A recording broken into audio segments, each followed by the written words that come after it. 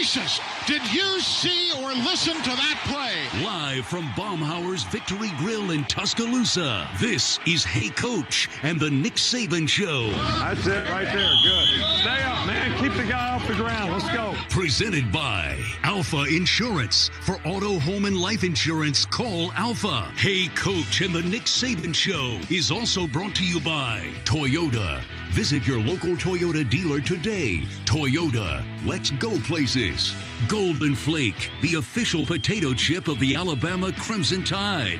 Bud Light, it's for the fans. And by Ford. For great offers on F-150, see your local Ford dealer. Proud sponsor of the Crimson Tide. Now, this is Hey Coach. Here is your host, the voice of the Tide, Eli Gold. Good evening, everybody, and welcome to Baumhauer's Victory Grill here in Tuscaloosa, the start of a huge weekend here at the University of Alabama. Of course, the action on the gridiron Saturday afternoon at 2:30. Couple of nationally ranked teams, an SEC West matchup with all sorts of national implications, the Crimson Tide and the Ole Miss Rebels. We'll talk about that when Coach Saban joins us here in just about 25 minutes or so from now. But we are going to open up the show with Margo Geer. She is the new swimming and diving head coach here at the University of Alabama. Then at 6:55 Central Time, Ivan Maisel is going to come in. He's going to be the special media guest tonight. We've known and loved Ivan's work for years and years and years at a number of different media outlets. He's now the vice president of editorial and senior writer at on3.com. That's on3.com. We'll talk all about that. And again, at the top of the hour, Coach Nick Saban is going to be joining us, so we certainly look forward to all of that. You're tuned in to the Crimson Tide Sports Network. Hey Coach, presented by Alfa Insurance. And listen, this weekend, our friends at Bancorp South will be the presenting sponsors of the Alabama-Ole Miss game. And you can keep up with everything Alabama with the Roll Tide mobile app. It's presented by Bancorp South. It's available at the App Store and Google Play. Just download the Roll Tide mobile app now. It is absolutely free. It's also the easiest way to manage your tickets, your parking passes, anything you may have. Maybe you're coming to the Nick at Noon luncheon tomorrow.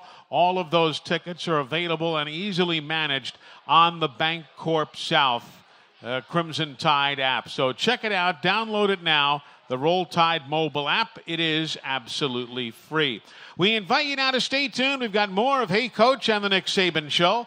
We are live at Baumhauer's Victory Grill, the official watch party location of the Crimson Tide. We'll get right to it, and your phone calls at 877-202-BAMA. That's 877-202-BAMA after these messages from the Crimson Tide Sports Network from Learfield.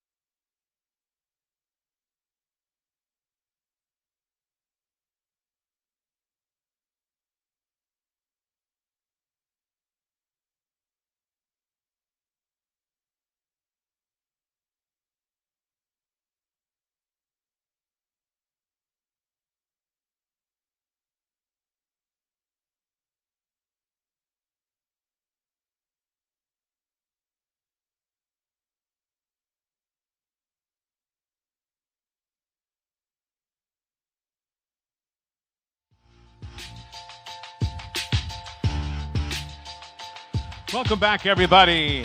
Hey, Coach, and the Nick Saban Show live from Baumhauer's Victory Grill. This segment of Hey, Coach is presented by Everwood Treatment Company. Everwood, the official treated lumber of Alabama athletics. Everwood is wood treated right, and it's a pleasure now to have with us on the show for the very first time a longtime member of the USA national team, now a head coach here at the University of Alabama, the swimming and diving coach, Margo Geer. Coach, welcome into the show. Great to have you with us. Hey, Eli, thanks for having me. It's a pleasure. We didn't have to search far to find you, did we? No, you did not. Hey, I've watched the show a couple of times. I know it's my first time on, but I got to say, you do a great job, and it's been fun to watch. Well, you're very, very kind. Let's talk about your teams and what, because there's a lot of stuff that the fans don't know.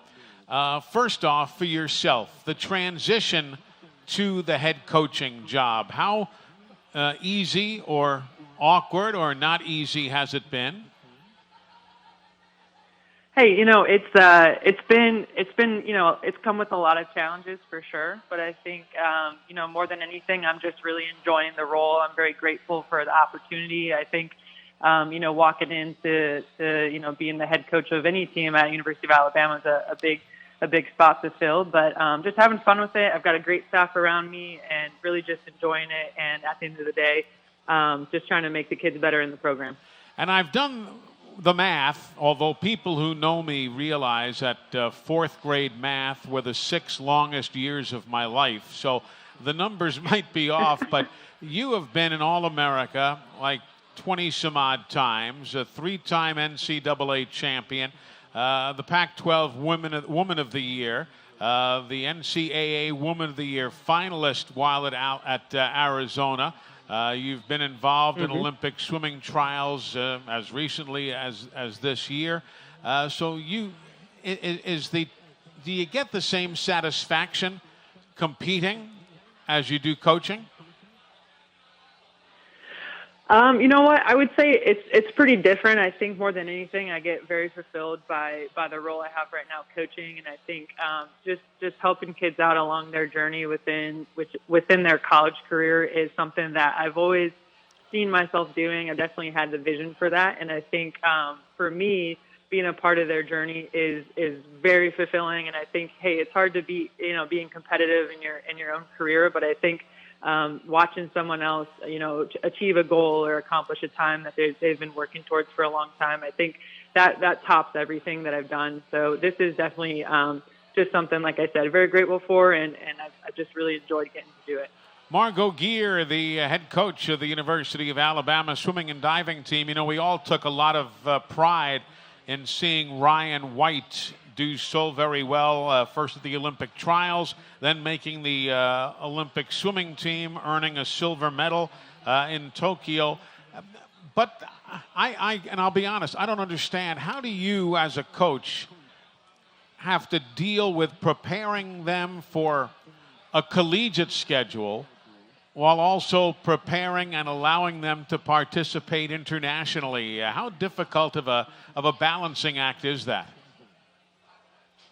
Yeah, it's a lot of work. I think I tell people, training for the Olympics is something that it's not just the year that you're going to the Olympics. You're really training for that your whole life. And so, Ryan's put a lot of hard work and time and energy and effort into getting and reaching that goal. But I think as a coaching staff, we're always working to prepare our team to be able to compete, obviously, at the NCAA level and go for championships at the SECs and NCAAs, but then also, trying to put them in the best environment possible for them to be able to go to the international stage and compete and win medals just like Ryan did. So I think that's always what we're shooting for our kids to be able to take the sport as far as they want to go. And for someone like Ryan, she's definitely got potential to keep going and earn even more medals down the road. But there's nothing like having whomever it might be, whether it was Dan Hicks at the microphone, whomever, there's nothing like hearing them say from the University of Alabama. That's got to be a magnificent recruiting tool for you. Oh, absolutely. I mean, she put Tuscaloosa on the map, and I think, she represented the university very well. I think, she had all kinds of support from the local community. And I know she felt that even when she was over in Tokyo for sure. I think, we even heard Rowdy Gaines. Rowdy is one of the swim commentators for our sport. He's a graduate of Auburn, and, he during the Olympic trials, he let out a Roll Tide. So that was fun to hear for sure. Definitely so. We're visiting with Margo Geer. She is the new head coach of the swimming and diving team here at the University of Alabama. We've just touched very briefly, obviously, but we've talked about women's competition. How about rebuilding the men's team? Where are you in that part of your endeavor? Well, the men are coming off a 15th place finish at NCAA's, which, I think it's been decades of finishing in the top 15. So, working on cranking our way back up and getting into the top 5 for sure. I think, that starts with, our team right now, but also, the recruiting and the people that we're bringing into the program. And I think, we're well on our way to doing that. But I think more than anything, just, being competitive within the season, trying to claw our way up at SECs, and then, eventually, working our way up through the NCAA. And again, I think that's really, it's going to come down to what our team can do this year, but also, just who we can really bring in these next couple of years and try to really propel, our rankings in the recruiting aspect. Sure. We're coming back with more with the coach. Hey, folks, a quick reminder that our friends at Sports Collectibles offer authentic Bama memorabilia and collectibles, including autographed items and framed jerseys. All signed items carry a certificate of authenticity and a 100% money-back guarantee. So shop online at sportscollectibles.com for the best in Crimson Tide collectibles. Hey, Coach, and the Nick Saban Show, presented by Alfa Insurance. For auto, home, and life insurance, call Alfa. We're back with more in a moment here on the Crimson Tide Sports Network from Learfield. Thank you.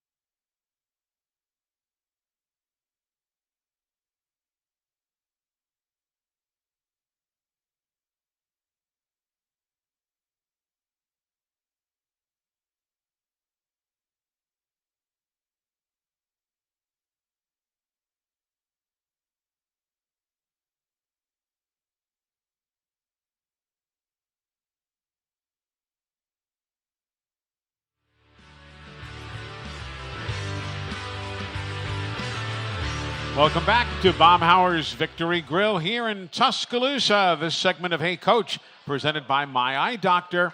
My Eye Doctor, with 20 locations to make your next eye appointment convenient. Don't miss a single play this season.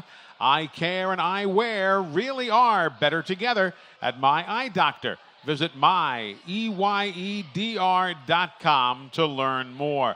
We're visiting with Margo Geer, the new head coach of the Crimson Tide swimming and diving team here at the university. 32 events Alabama had against Delta State on September the 24th, and Alabama won all 32 events. Quite the opening day performance, Coach. Congratulations.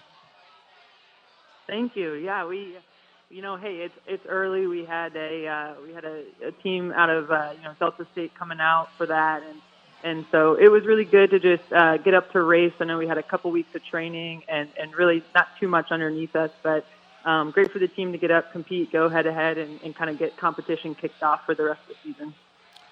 Up next, the Tide travels to Birmingham at the Crossplex to take on Birmingham Southern. That's on October the 22nd. Then the Tide returns home November the 5th to open up SEC play against LSU, or SEC competition, more appropriately put, against LSU. Coach, tell me how you recruit for swimming and diving. Obviously, I would guess there aren't a ton of world-class high school programs of that nature. Where do you get your roster from? Eli, we get them from all over. To be honest, we hit domestically, we hit all sorts of different states, and then even internationally. So we've got kids from all over. It's a very diverse group with lots of different backgrounds. But yeah, historically we're trying to bring some local swimmers into the program as well.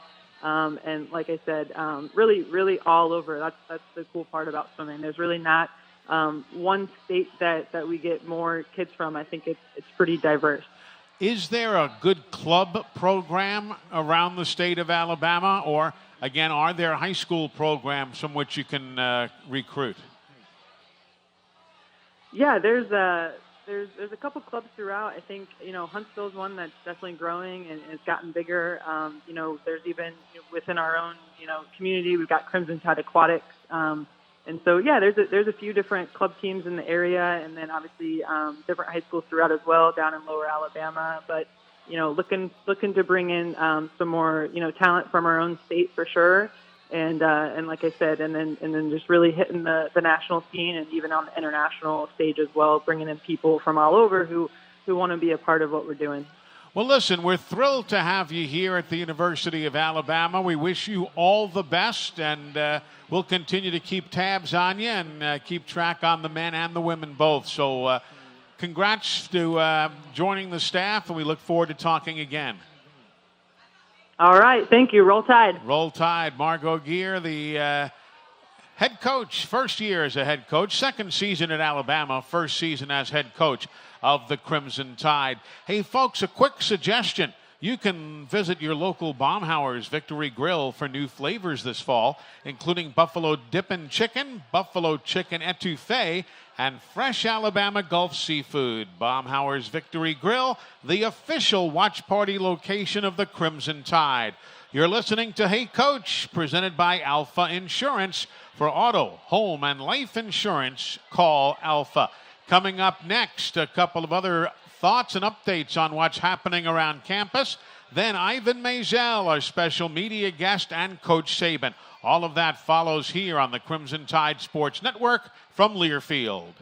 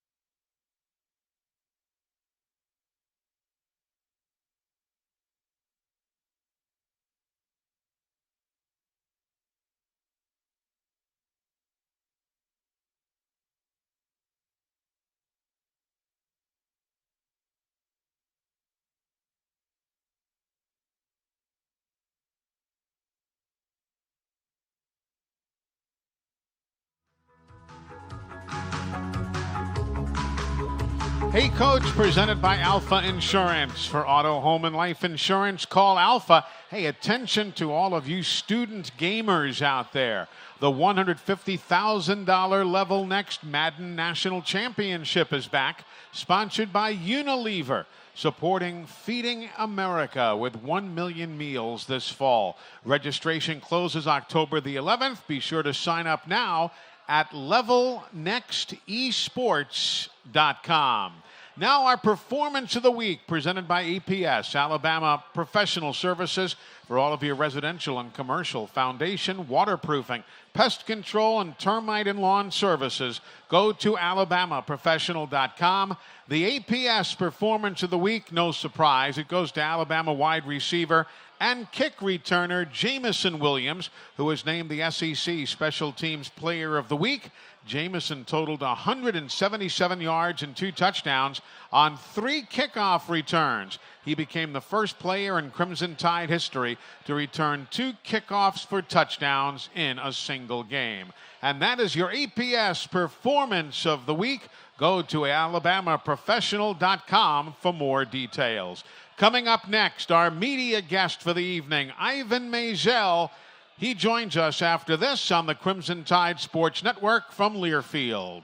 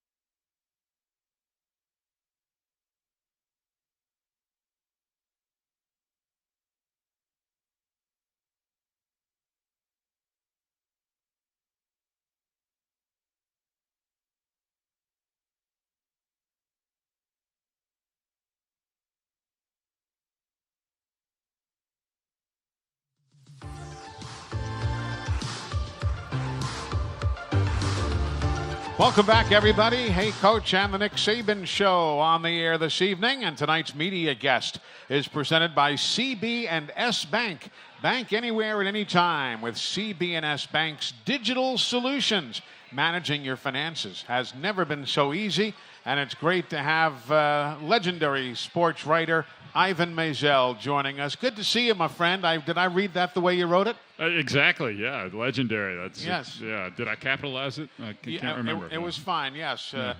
Tell me about your new home. Tell me about on3.com. What is it?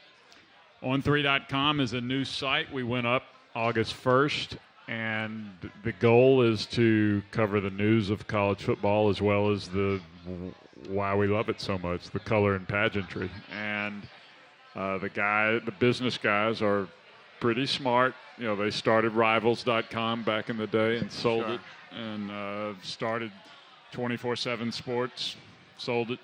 They know what they're doing. They know what they're doing. Well, so does this man sitting next to me. Ivan Maisel knows what he's doing, one of the best writers we've seen in a long, long, long time. And we'll be talking with him and the coach. But right now we have to pause 10 seconds for station identification. This is the Crimson Tide Sports Network.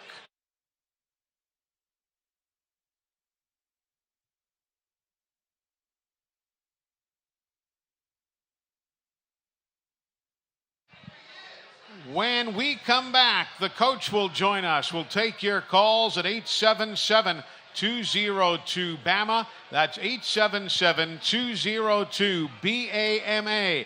The Nick Saban Show just around the corner here on the Crimson Tide Sports Network from Learfield.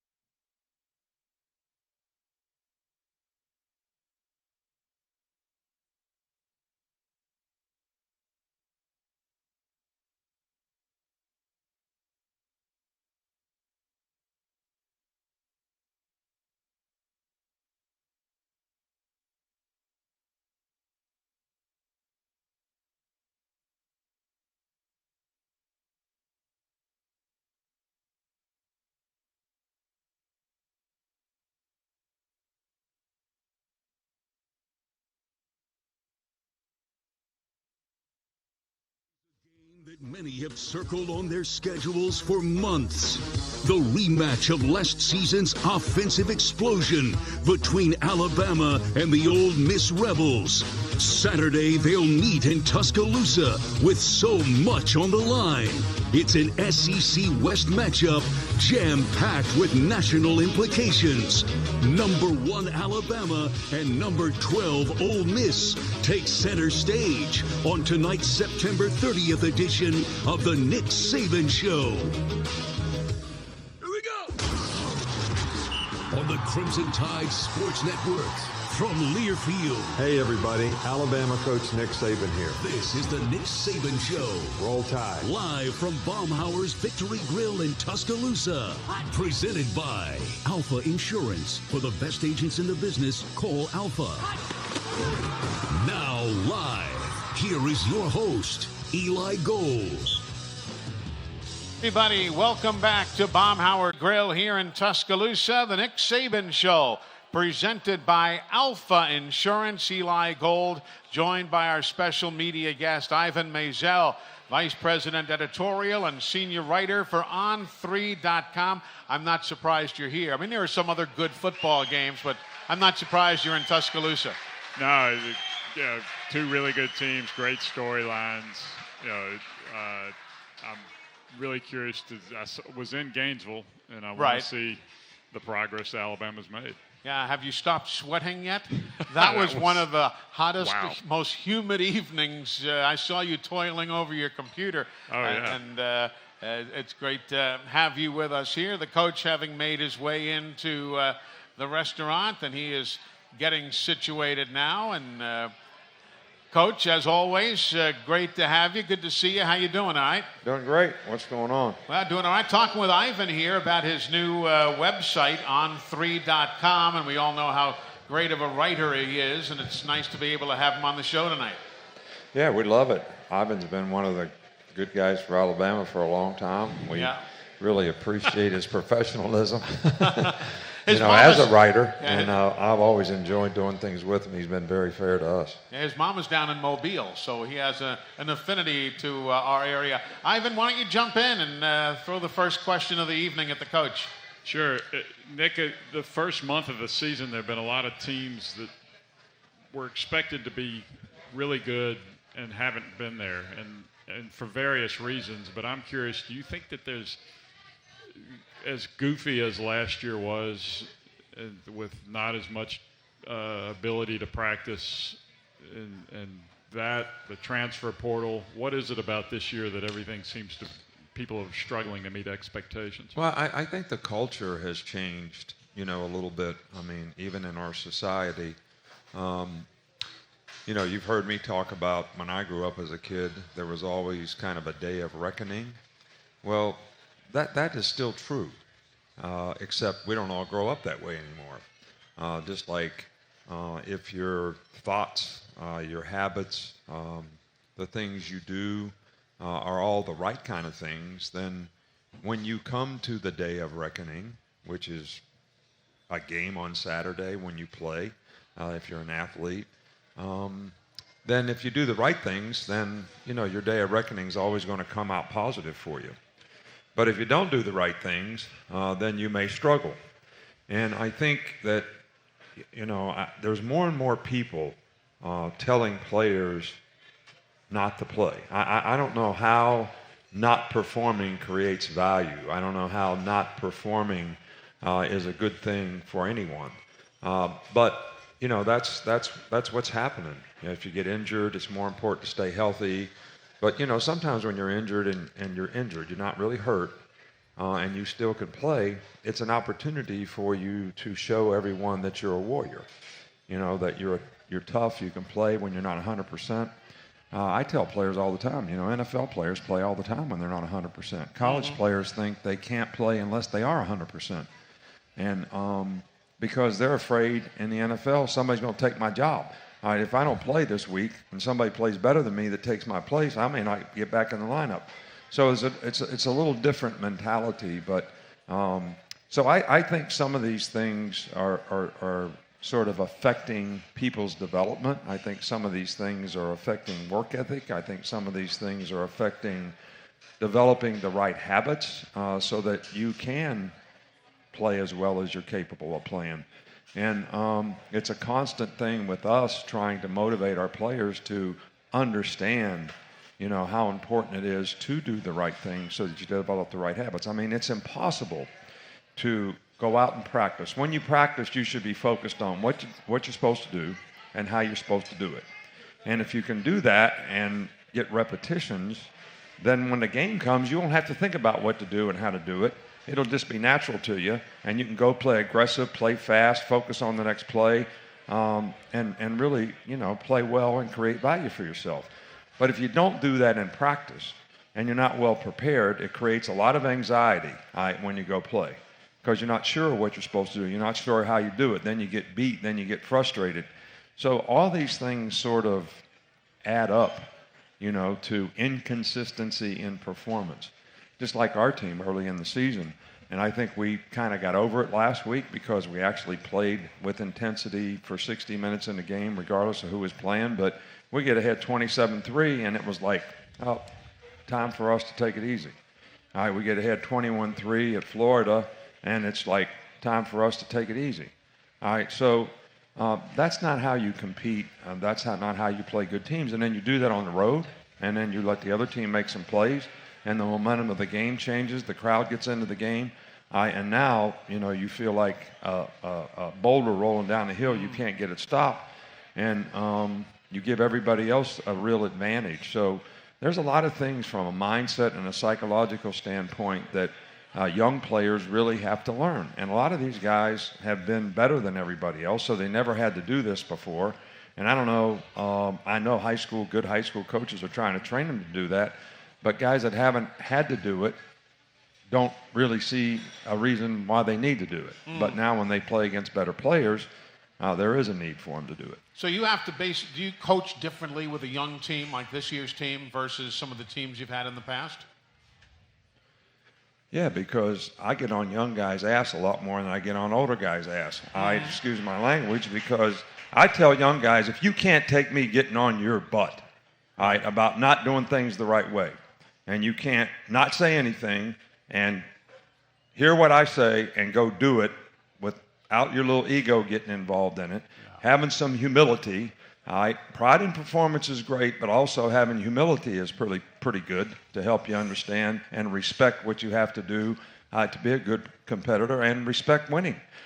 So, older guys, I know they'll go play. I know they'll go compete. All I have to do is tell them what to do and how to do it. Never have to raise your voice. All right, the guys that have been there, done that, played in national championship games and won for you. Sure. Well, I mean, they do it. They practice the way you're supposed to practice. So, do I coach a young team differently? Yeah, I have to be a little more aggressive sometimes. Yeah. Ivan, our first question on the phone is from a gentleman who calls in every week, Pee-wee, from down not far from your mom's place. He's in Grand Bay, Alabama, and Pee-wee's our first phone call, brought to you by 811. Make sure you contact 811 before you dig. To know what's below, call 811 or visit al811.com. Pee-wee, welcome to the show. How are you? I'm doing fine. Hey, Coach, how are you, sir? Good, Pee-wee. What's going on, buddy? Well, I want to kind of go along with the theme that y'all been talking about so far. You know, after the Florida game, Will Anderson talked about playing to an Alabama standard and how he, as a leader, had always done by leading by example.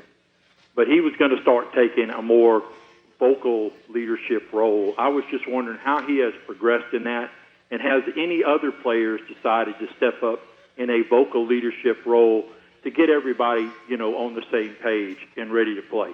I think that we do have players that are, but I do think that when you have a young team, that young players who have leadership capability, which Will Anderson fits in that category, they sometimes feel like they have to become good players before they can really impact and affect somebody else. Like I see Bryce becoming more of a leader on the offense, which I felt he was a little apprehensive about doing that because he had never been a starter before.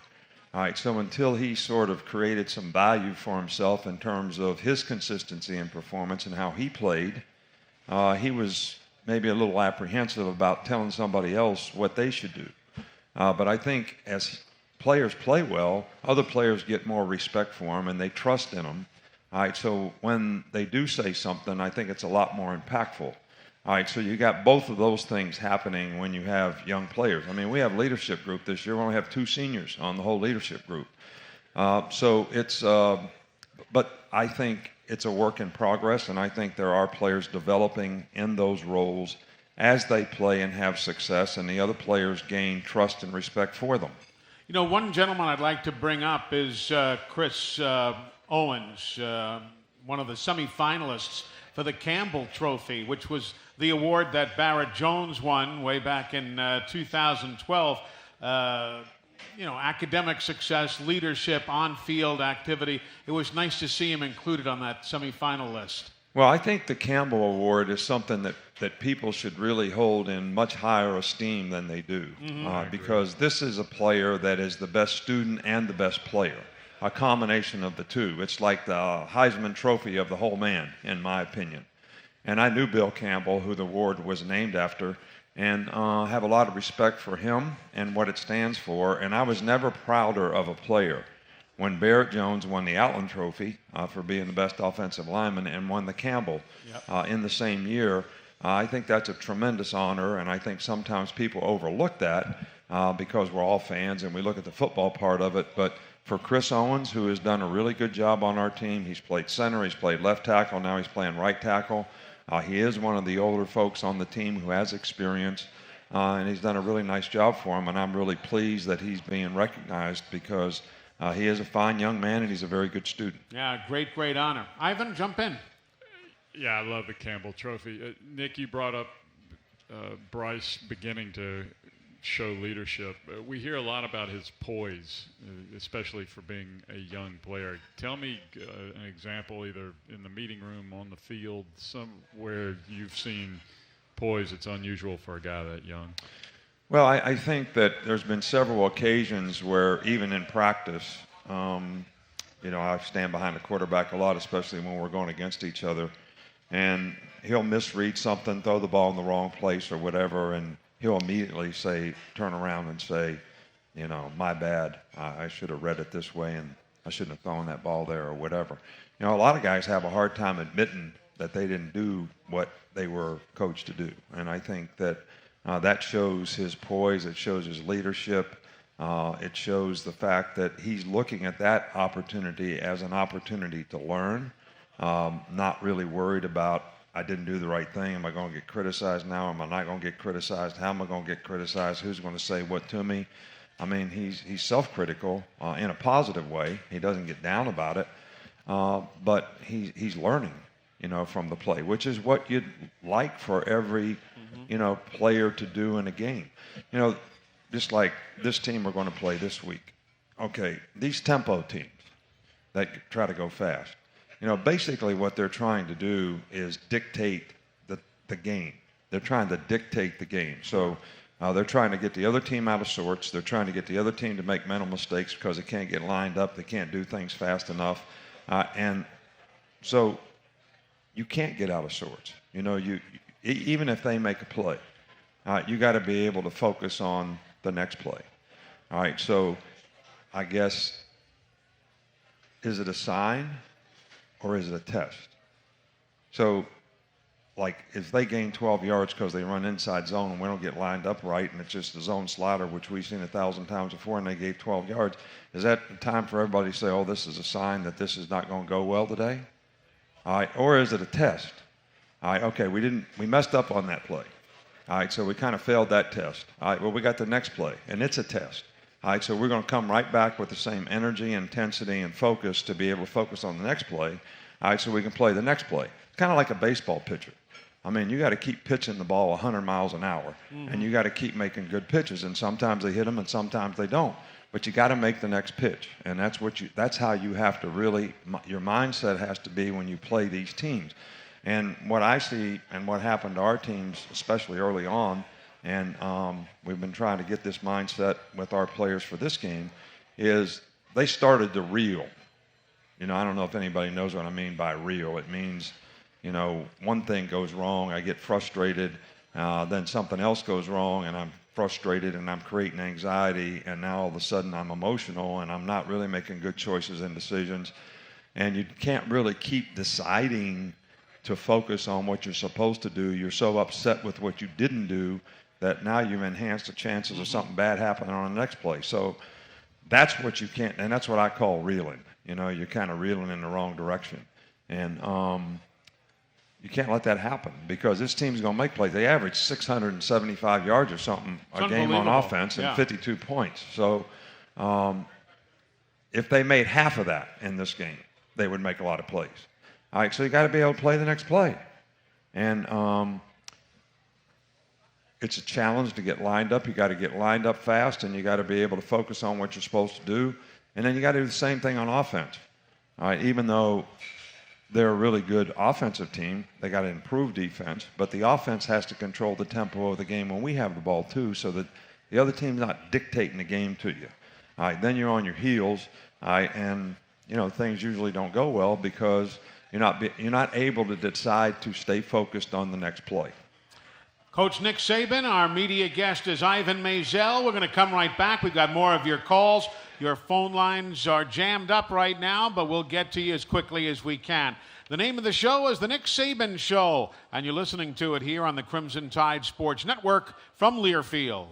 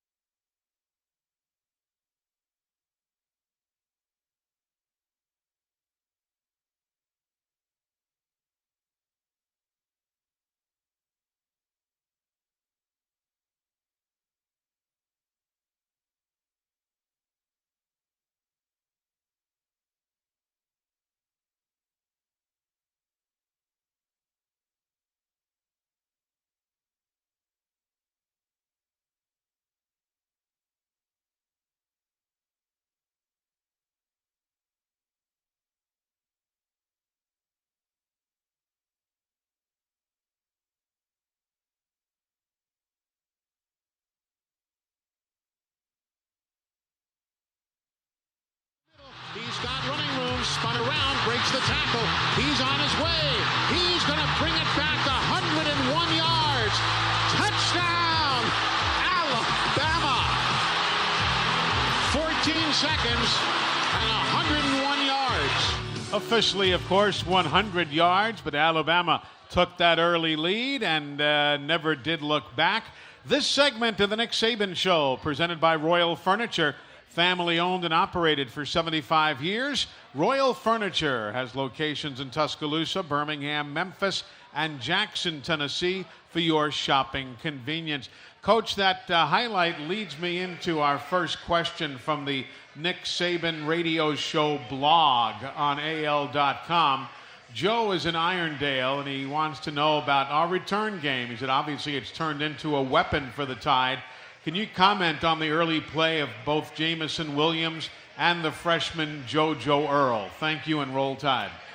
Yeah, well, we had last week a 48-yard punt return, and a guy 50 yards from the play, 50 yards from the play, threw a guy on the ground that had nothing to do with the play. All right, these kinds of choices and decisions and lack of discipline. All right, so it's 48 yards, all right, plus the penalty. So that's like 60-some yards. Yep. All right, then we have another punt return for 26 yards, and we block a guy in the back. All right, which we teach guys how we call it pull off a clip. All right, so you don't clip a guy, you just screen. All right, but these kids have to make full speed decisions, like in these situations, and they got to make the right ones. So you take that 26 yards and tack on the penalty. That is just in punt returns, 100 yards of field position lost in punt returns. So, and for every 100 yards in the game, Bill Parcells used to tell me this all the time, for every 100 yards of field position in a game, it adds up to a touchdown, 6 points. Sure. So we lost 100 yards in the game, so we probably lost 6 points in the game. And those are the kind of mistakes that you just have to eliminate. Everybody's got to grow up. I don't care if you're a freshman doing it or how much you played. You can't make those kind of mental errors. But to comment on the question is the return game has been good. Now, we're going to play against teams that have better special teams, have bigger guys, have more speed. So our ability to execute on these teams will be tested a little bit more. So, but I'm encouraged because it develops confidence in players when you have that kind of success, in the kicking game. Definitely. Coach, we have some visitors over here to our left who'd like to throw a question at you. Good evening, folks. Hi, Mr. Saban. This is Mark and Annette Carson from Grand Rapids, Michigan. Oh, great. We wanted to ask you what you think our biggest challenges are with Ole Miss this weekend. Yeah, well, it's definitely going to be their offense, and their quarterback his ability to execute their offense in a very positive way. They run the ball for like 258 yards a game or something. They got great balance, run and pass. He's a very athletic guy. He can beat you with his feet. He's very good at extending plays and finding receivers downfield off the scramble. And he does a great job with their RPOs and their play-action passes. And he's been playing in this offense now for a couple years. So he and the players that he play with are very tuned in to each other and how they sort of manage their routes. And it's a very well-conceived offense. There's a lot of what I call eye candy that they use with people going in motion, rocket motion, orbit motion. And then they just run a basic zone play.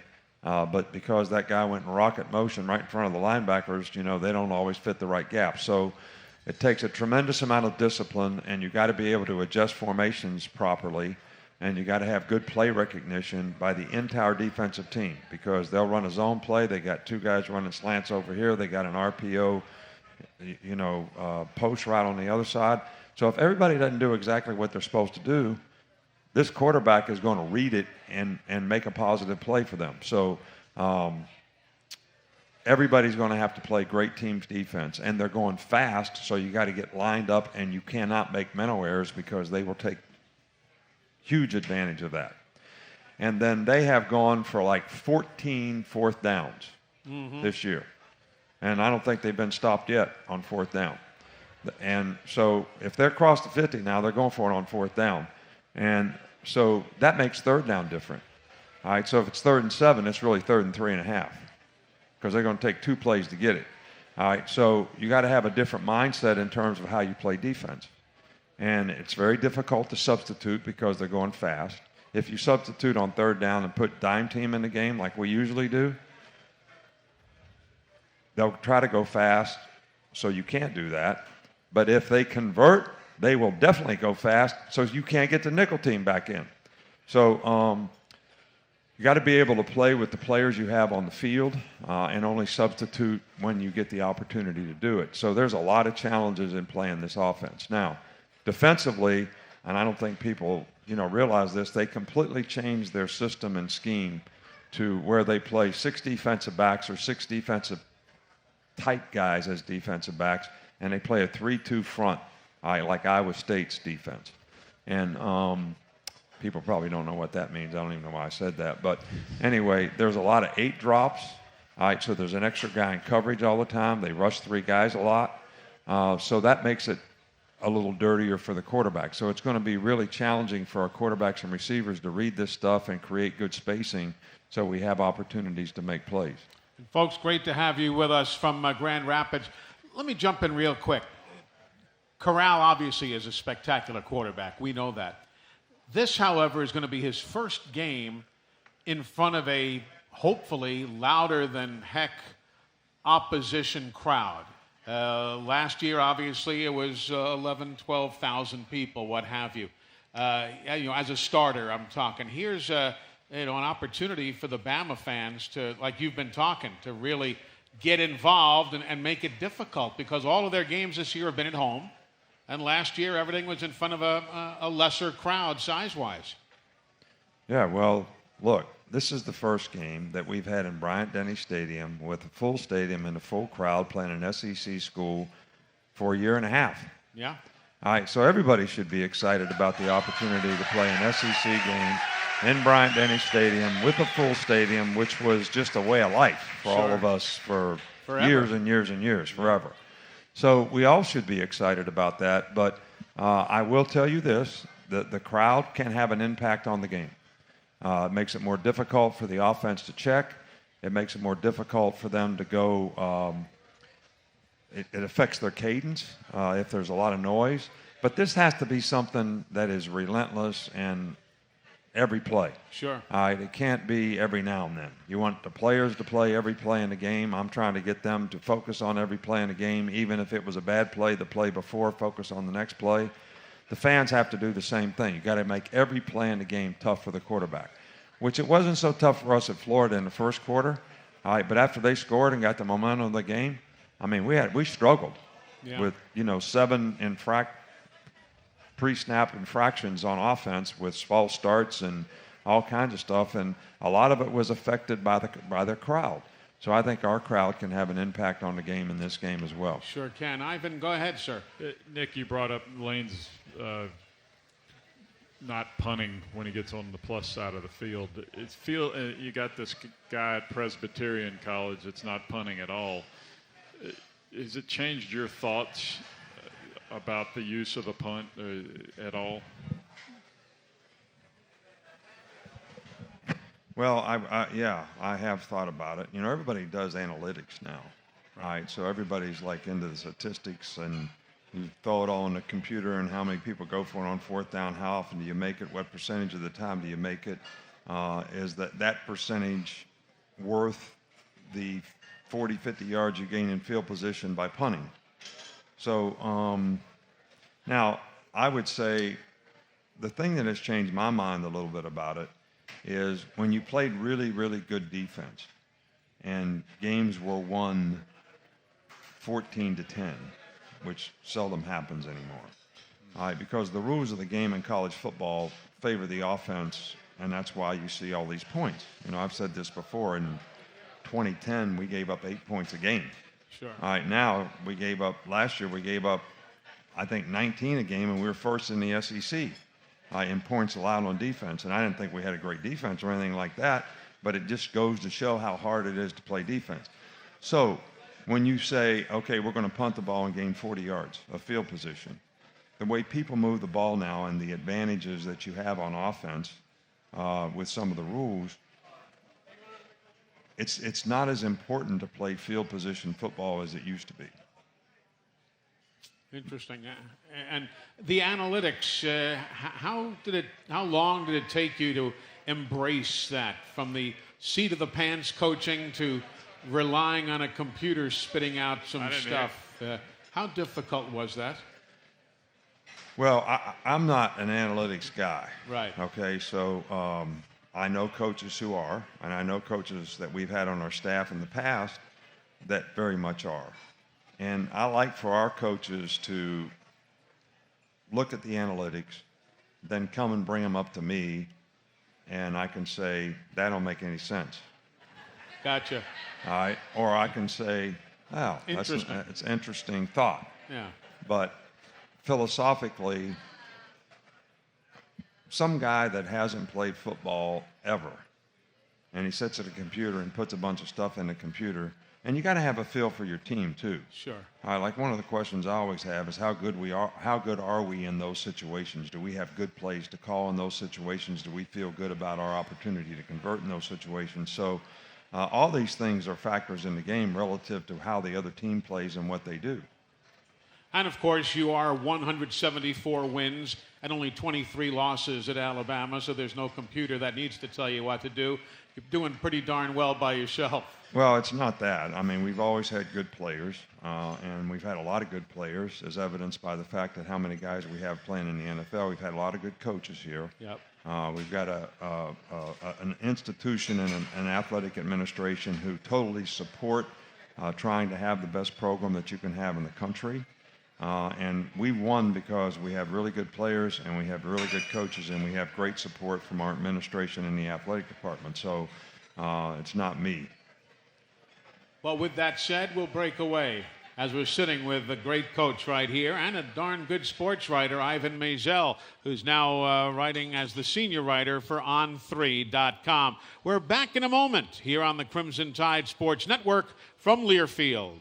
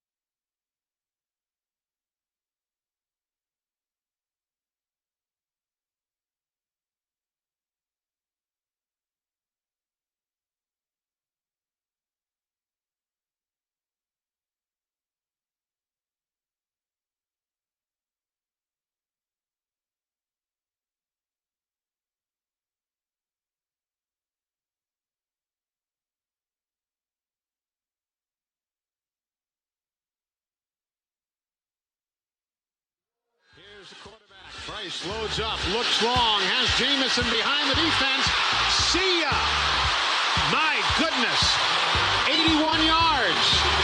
That was quick. It was quick. You can't teach speed. Jamison Williams blessed with it. Great job between he and Bryce again as Alabama put the victory on Southern Miss over the weekend.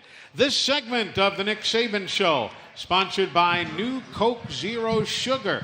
New look, improved taste. New Coke Zero Sugar. Why don't we go back to the phones and head north to Scottsboro, Alabama. Sean, you're on the Nick Saban Show. Welcome in.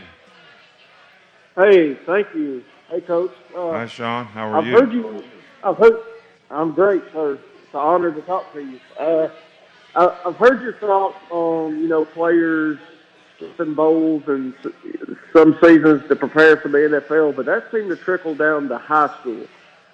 As you're thinking about recruiting and stuff, I know personally of several players that have foregone their senior season to prepare for college. How does that, in your mind, I mean, I don't know exactly how to say it. Does that help or hurt these guys? Is that a positive, a negative, or a non-factor to you? Well, I think it is a factor, but I think you got to thoroughly investigate and evaluate each player individually as to what the circumstances surrounding him playing or not playing may have.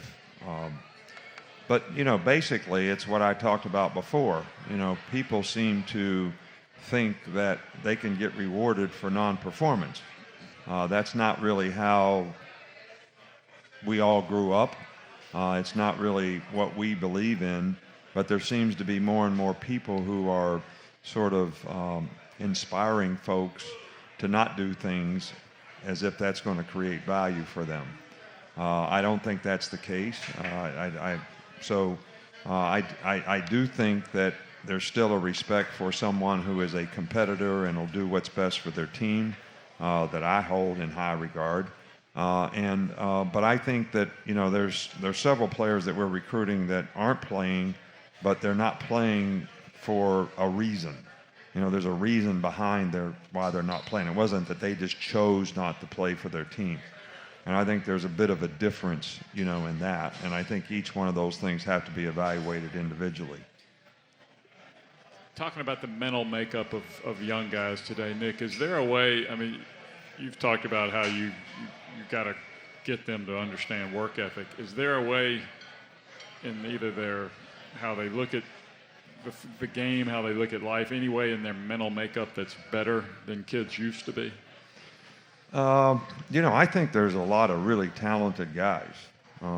They're more worldly. I think the internet has been a positive in terms of guys understanding socially things. Their guys can articulate. They just seem to be more all around developed from a maturity standpoint. But when it comes to maturity from a competitive standpoint, that's a little different. That's kind of what I was talking about before. Right. And you got some guys that, man, I tell you, they're just great competitors. We got some of our freshmen that are great competitors on our team right now. And we got some guys that struggle to do the right things so that they can have an opportunity to compete. And they don't seem to understand that you get rewarded for, what you do today affects your future success tomorrow. By the habits that you create, the things that you do, and how your teammates actually develop trust and respect in you. They just have a hard time, understanding that concept. It's a little bit, some are a little bit, I don't know, maybe a little bit too much. They think about just how everything affects them rather than being able to see the big picture of being a part of a team. This is not an individual sport. Football is not an individual sport. It's an opportunity for a lot of individuals to do a lot of really, really good things. But you can't do anything if the other guys around you don't do what they're supposed to do. I don't care what position that you're playing. And I think, leadership in older guys actually impacts young players more than anything else. So it's almost like, I don't want to call it peer pressure, but just influences from their peers will have a greater impact sometimes than what a coach says. Because I think when a coach says things over and over and over, players eventually just don't listen anymore. They just kind of shut it off. But if their peers are saying things that they should be doing, that has a much greater impact, and that's where leadership becomes so important on a team. We had great leadership on our team last year. We had some of the best leaders we've ever had, and I think that's why that team was really successful. And, of course, Coach Nick Saban. We're listening to the Nick Saban Show, presented by Alfa Insurance. Let's go back to the phones. Kay is with us in Pensacola, Florida. Hello, Kay. Hi, Eli. How are you? I am well. Thank you for calling. Hi, Miss Kay. Thank you. Hey, Coach. What's going on? Oh, just so happy to talk to you. I just want to know what it will take for the defense to play better and not have so many penalties. I think we got like 9 penalties and this against Southern Miss, and I was just wondering what it would take for the defense to play better. Well, thank you for your question. And you're right. She's right. Nobody wakes up and says they want to commit penalties. How do you try and remedy that? It's discipline. Yeah. I mean, jumping the snap count, that's discipline. That's focus and discipline. And you train yourself to be disciplined, to do the right things. And, I've given this speech many, many times. Sure. People think discipline starts on the field. Discipline doesn't start on the field. Discipline starts at 8 o'clock in the morning when you get up, because you start making decisions about what you're going to do and what you're not going to do. And my definition of self-discipline is different than, doing what you're supposed to do, when you're supposed to do it, the way it's supposed to get done, do the right thing the right way, the right time, all the time. Those are great definitions of discipline. All right, but we ask ourselves 2 questions hundreds of times every day. Here's something I know I'm supposed to do that I really don't want to do. Can you make yourself do it? Then over here, there's something you're not supposed to do, but you want to do it. Can you keep yourself from it? So if you can make those choices and decisions, and we make hundreds every day, what we eat, what we do, how we say things, whether we get up and go to class when you're supposed to go but you don't feel like going. So it's a difference between doing what you feel like doing and choosing to do the things you need to do to accomplish the goals that you have. So that doesn't start on the field. It starts at 8 o'clock in the morning when you get up. I got class today. I got 8 o'clock class. I got to be on time. I don't feel like going. I don't feel like getting up. It's raining outside. You going or not? Yep. Very simple, but it's not easy. I know I'm not supposed to hold this guy. I know I'm not supposed to throw him on the ground 50 yards from the plate. I know that. Sure. But why? But I wanted to throw him down, so I threw him down. I know I'm not supposed to do it, but I wanted to do it. Yeah. Can you keep yourself from it? So you did it and cost us 100 yards. Yeah. Exactly. I know what you're saying. Okay. So, am I happy about it? Not no. Hell no. Hell no. And on those 2 words, we're going to break away and take care of some business. We return with more of the Nick Saban Show right after this on the Crimson Tide Sports Network from Learfield.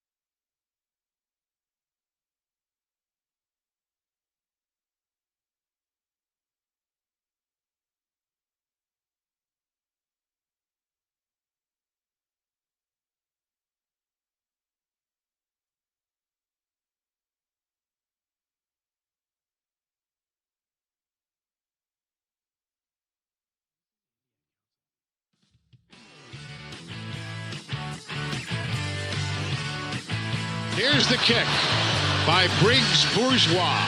Taken by Jamison Williams on the run of the 20, 25, 30. He's got one man to beat. It's Bourgeois. He'll beat him down the near sideline. His second kickoff return of the day. Touchdown, Alabama!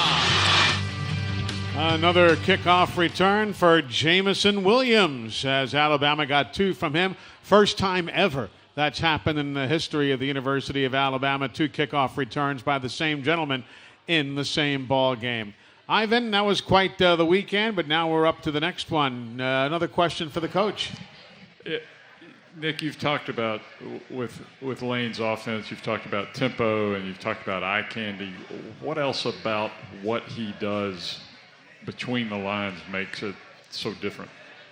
Well, I think what they do, because of the way the system is set up, and he did it very well here, is knowing what the other team is doing and having the complementary plays that go with what you're doing to be able to take advantage of that. I think that's, and then, he does a good job of recognizing it during the game and being able to get those plays called. So, he's taking advantage, of however you're trying to play things, and always has the complementary play to do the next thing. And that's difficult to deal with. Coach, a quick question, totally off the subject, from our blog, the Nick Saban Show blog, Mary Lee from Pearl, Mississippi. Coach, I enjoyed hearing the story this week of your late aunt sending you plays prior to games. Does Miss Terry or other family members ever suggest plays during game week to you? Miss Terry always wants to blitz more. But I've never said this to Miss Terry, but I'm a secondary coach. And secondary coaches that play for coaches who blitz a lot, they end up sleeping under the bridge and twitching. And twitching. Like this. That's great. Because you're always putting the back end in a tough situation. Now, Aunt Fran and my mom, they would be considered the ultimate offensive coordinators, because any play that doesn't work, it's who called that play. Who called that, yeah. Who called that play? If it works, it's fine. But if it doesn't work, it's who called that play. So, but no, Aunt Katie was, God bless her, always sent me a game plan in a letter every week. Really? With plays drawn up. X's and O's, actual plays drawn up and things. But, the most memorable story is the one I told this week when I was at LSU, and it came up because I was on with Eli and Peyton. Yes. On Monday night. And Eli was a quarterback, and I was at LSU, and Eli played really well against us, and they beat us like 34-24. But Rohan Davey was our quarterback, and Aunt Katie told me that she saw Ole Miss play on ESPN, and they play, she called it a radar defense, where everybody stood up on defense, which they did. All right, well, to the offense, you're always trying to say, okay, here's the 4 down guys in the mic. That's who the offensive line blocks, and then who's the back block opposite that, whether it's 5-man protection, 6-man protection, 7-man protection. Well, you can't figure it out when everybody's standing up, because what are you going to say? All these numbers are the guys you're blocking, and then they had all these blitzes out of it. So Aunt Katie tells me, she says, you need to go no huddle against this radar defense because it's going to confuse your quarterback. So Rohan played the worst game of his career because we didn't go no huddle. I think he got sacked like 5 or 6 times, threw a couple interceptions. So it was a bad day all the way around from not listening to Aunt Katie. Yeah, I told you so, I bet you. Coach, unfortunately, the clock says it is time for your final word, because we could sit here and talk for hours, I know. But the final word is presented each week by Mercedes-Benz. Mercedes-Benz, the best or nothing. Look, everybody should be really excited to have an SEC game at home in a full stadium against a very good ranked team.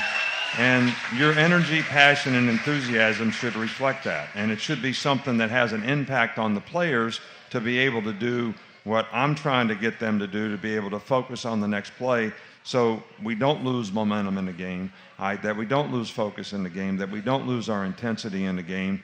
And I think the crowd can have a tremendous impact on that, especially when they have the ball. Noise has to be an issue for any offense. If you make them go on silent, their guys can't get off the ball as well. If they can still use their regular cadence, then it's not that big of an issue. It makes it more difficult for them to check plays. It makes it more difficult for them to communicate from the sidelines. Mm-hmm. So there's a lot of good things that our fans can do to impact this game, and it's a team effort. So I've always said that every supporter and every fan is a part of our team. And we need you to be a part of the team on Saturday. Yep, we are all in this together, no question about it. Coach, thank you as always, sir, for your time, and we'll see you throughout the weekend. All right, thank you. Coach Nick Saban with us. Ivan Maisel, let's talk quickly about your new venture, on3.com. We had mentioned it a little bit earlier. Tell the folks what they will see and find when they get to that website. Eli, we have 3 prongs, basically. There's a lot of recruiting material, and a lot of that is we have a paywall, and a lot of that is behind it because there's a big appetite for it.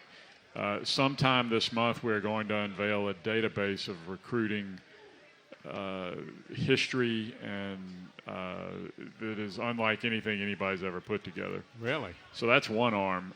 The second arm is, we have several team sites. We don't have them all yet. We just got started, but we've either created or gone out and bought team sites, and their material funnels to us, and our material funnels to them.